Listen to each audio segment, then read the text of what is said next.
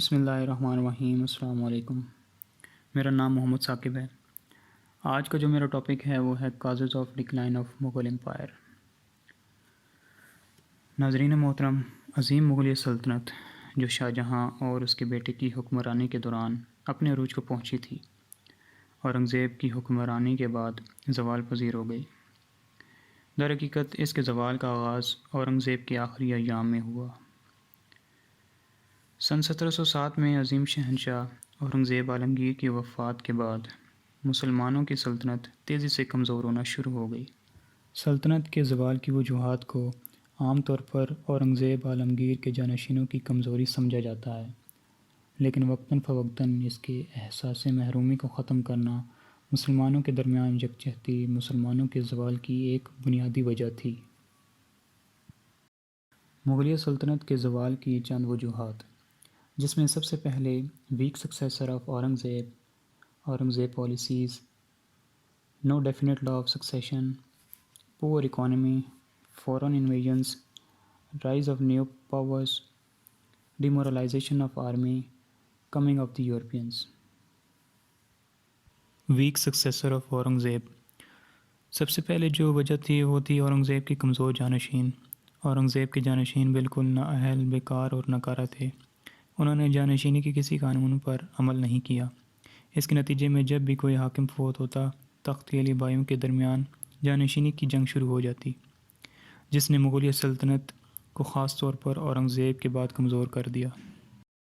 Aurangzeb policies, Aurangzeb یہ سمجھنے میں ناکام رہا کہ وسیع مغل سلطنت کا انحصار عوام کی رضامندانہ حمایت پر ہے۔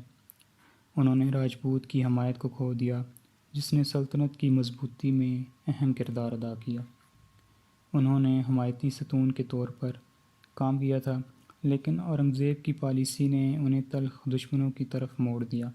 سکھوں، مراٹھوں، جٹ اور راجپوتوں کے ساتھ جنگوں نے مغل سلطنت کے وسائل کو ختم کر دیا تھا۔ نو ڈیفینٹ لا آف سکسیشن، مغلوں نے پے در پے جانشینی کے کسی قطعی قانون پر عمل نہیں کیا۔ ہر شہنشاہ کی موت کے بعد عالمگیر کے بیٹوں کے درمیان ایک خونی جنگ کا آغاز ہوا۔ اس سے بہت بڑا انتشار پیدا ہوا۔ رئیسوں نے ان سازشوں کا سہارا لیا اور مغل طاقت کو کمزور بنا دیا۔ پور اکانومی، مستقل جنگوں کی وجہ سے سلطنت کا معاشی استحکام برباد ہو گیا تھا۔ دولت، تفریح اور عیش و عشرت کی کثرت نے انہیں بالکل نااہل کر دیا تھا، جس کا اثر ریاست کی انتظامیہ پر پڑا۔ اس کے علاوہ مغل حکمرانوں نے عمارتوں اور یادگاروں پر بہت شوق سے خرچ کیا۔ آخرکار غیر ملکی جارحیتوں نے معیشت کو مکمل طور پر بکھیر ڈالا۔ فورن انویژنز، نادر شاہ اور احمد شاہ ابدالی کے حملے مغلیہ سلطنت کے لیے مہلک ثابت ہوئے، جس سے نہ صرف ہندوستان کو شکست ہوئی بلکہ ان کی کمزوری بھی بے نقاب ہو گئی، اور ہندوستان دیگر غیر ملکی طاقتوں کا بھی بآسانی شکار بن گیا۔ رائز آف نیو پاورز، سکھ، جٹ اور مراٹھوں جیسی نئی طاقتیں منظر عام پر آئیں۔ اورنگزیب کی موت کے بعد کمزور مسلمان حکمران پنجاب میں سکھوں کے اقتدار کے طور پر ابھرنے کی جانچ نہیں کر سکے۔ آہستہ آہستہ انہوں نے مغل سلطنت سے الگ ہو کر اپنی خود مختار ریاستیں قائم کیں۔ ڈیمورلائزیشن آف آرمی، دولت اور راحت کی کثرت نے مغل فوج کے معیار کو خراب کر دیا تھا۔ فوج اس نتیجے پر پہنچ گئی کہ 18ویں صدی تک انہوں نے میدان جنگ کی مشکلات سے بچنا شروع کر دیا تھا۔ نادر شاہ اور احمد شاہ ابدالی کے حملوں نے فوج کو مسمار کر دیا اور اس کے نتیجے میں دولت کی مزید نکاسی ہوئی۔ ان حملوں نے سلطنت کے استحکام کو بکھیر کر رکھ دیا۔ کمنگ آف دی یورپینز، مغلیہ سلطنت کا خاتمہ کرنے میں یورپین، خاص طور پر انگریزوں نے اہم کردار ادا کیا۔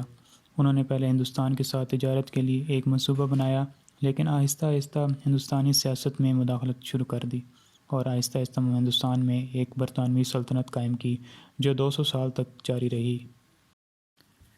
ناظرین گرامی، تاریخ دانوں نے ترقی اور خوشحالی کی ایک صدی کے بعد سن 1707 اور 1720 کے درمیان مغل سلطنت کے تیزی سے خاتمے کے لیے بے شمار وضاحتیں بیان کیں۔